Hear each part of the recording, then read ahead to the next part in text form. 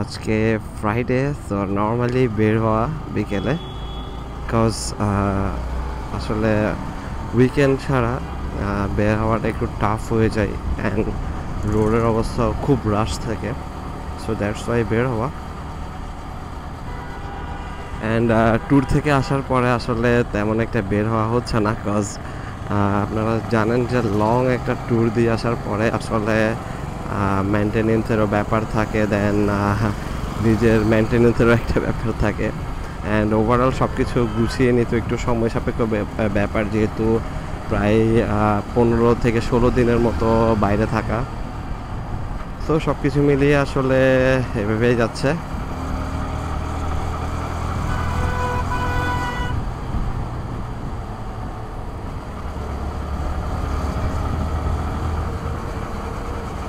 এখন আছি বদ্দারহাটের যে ফ্লাইওভারটা আছে ঠিক আগের ফ্লাইওভার,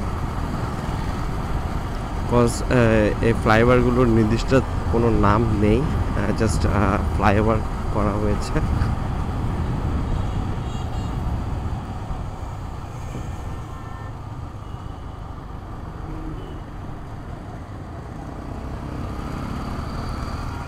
এখন হচ্ছে বদ্দারহাট ফ্লাইওভারের খুব কাছাকাছি।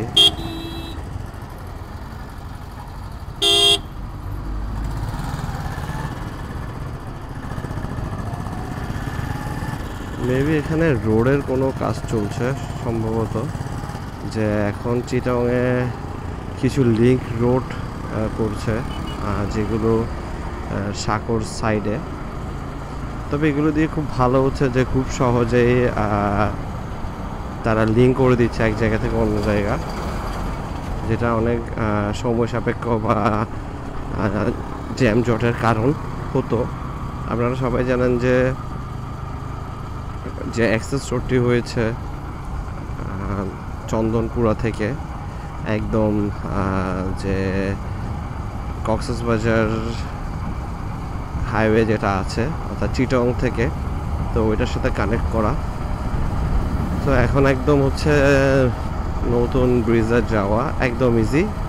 যারা ওই সাইডটাতে আছেন আগে পুরোটা ঘুরে হয় রাতারপুল দিয়ে, আর না হলে নতুন ব্রিজ হয়ে যাওয়া লাগতো, বাট এখন সেটা করতে হচ্ছে না, বিকজ অধিকাংশ মানুষই এখন এই রোডটি ইউজ করতে পারছে।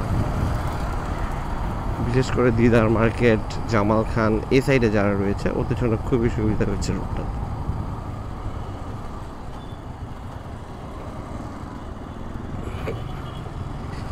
হঠাৎ করে হচ্ছে গত 2-3 দিন ধরে খুব উইক লাগছে, cause weather change, season change, ঝড় হালকা হালকা, তো এগুলো লেগেই আছে আসলে, তেমন একটা ভালোও লাগছে না, সো দ্যাটস ওয়াই আসলে বের হওয়া।